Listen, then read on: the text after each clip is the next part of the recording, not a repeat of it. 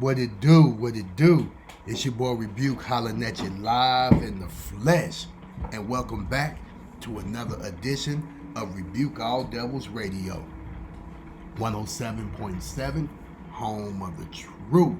And man, do I got some truth for you right here. Courtesy of CNBC. Army Major and Dr. Wife charged in plot to give U.S. military medical info to Russians. Man, let's get into these details. Thank you, Dan and Kevin, for bringing us this story.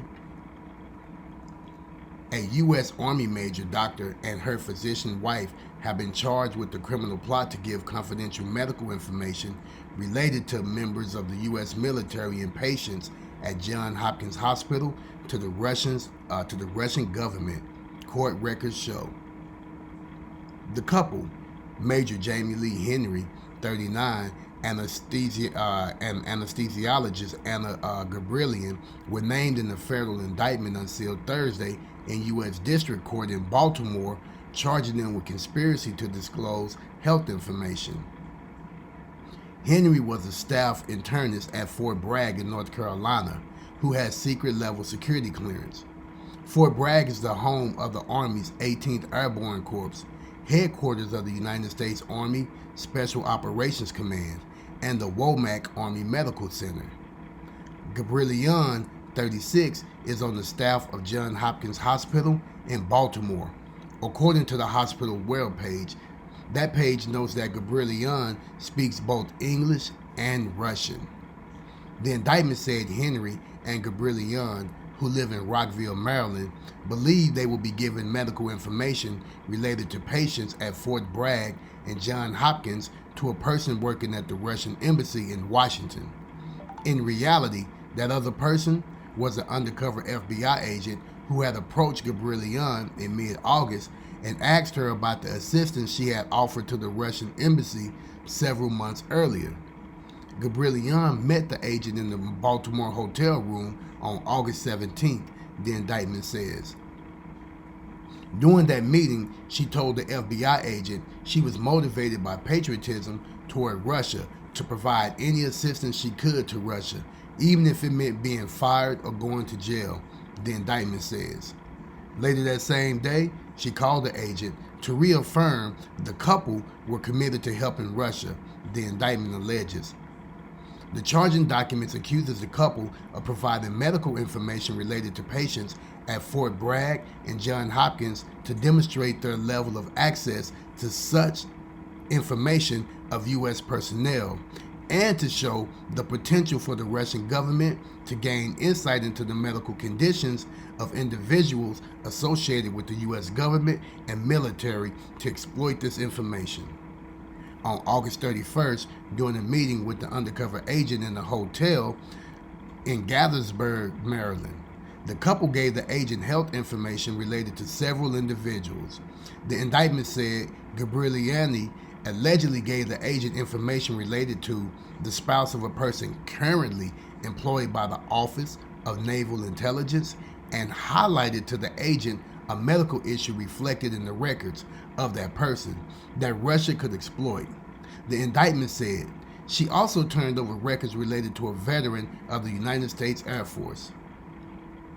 Henry, at the same meeting, gave the agent medical information related to a current Defense Department employee, a retired Army veteran, the spouse of an Army veteran, and the spouse of two deceased Army veterans, the indictment says.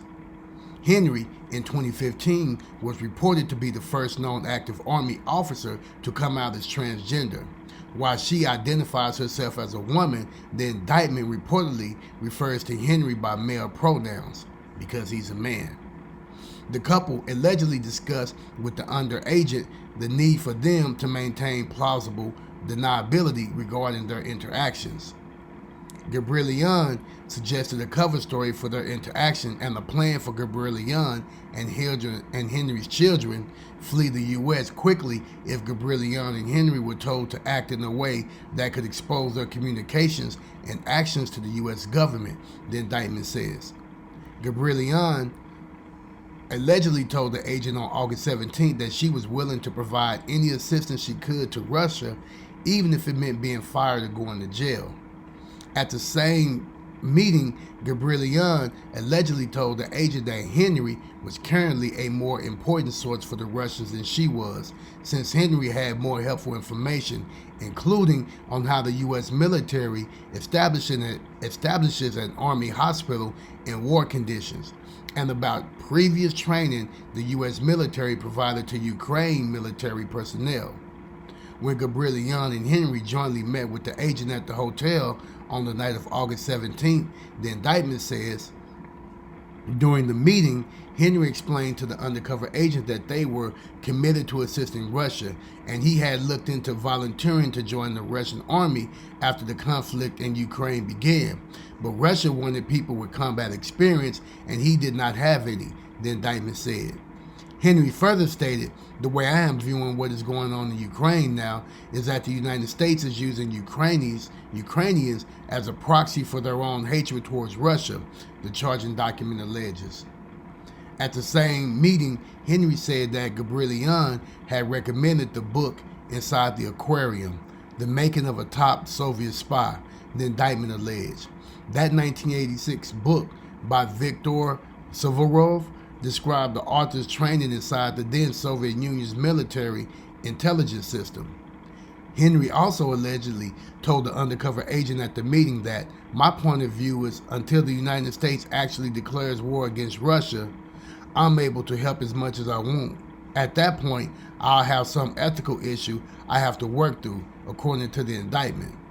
Gabrielian replied, you'll work through those ethical issues, the indictment alleges. Spokesman for the Army and the Department of Justice did not immediately respond to CNBC's request for comment. A spokesman for Johns Hopkins said, we are shocked to learn about this news this morning and intend to fully cooperate with the investigators. This is breaking news. So yeah, man, you have this transgender man that's dressed up as a woman giving top secret information to what they thought was an agent for the Russian government. And it turned out to be the FBI. So good job and thank the FBI for that right there. You know what I'm saying? For catching those two bad guys that was trying to get rid of the nation's, top secret information. And and this is going along with what Donald Trump was doing. With all that top secret information that he took to Mar-a-Lago, this is the reason why they stress that information has to be secured in a stored location. Because when it's not, you have some people that have that clearance that is up to no good, and that's turned it against their very own country. And this right here is very shocking to me. But man, drop your comments down below and let me know what y'all think about this. Don't forget to like, subscribe, and share. Don't forget to click on that notification bell, and I'll catch you on the next episode. Peace.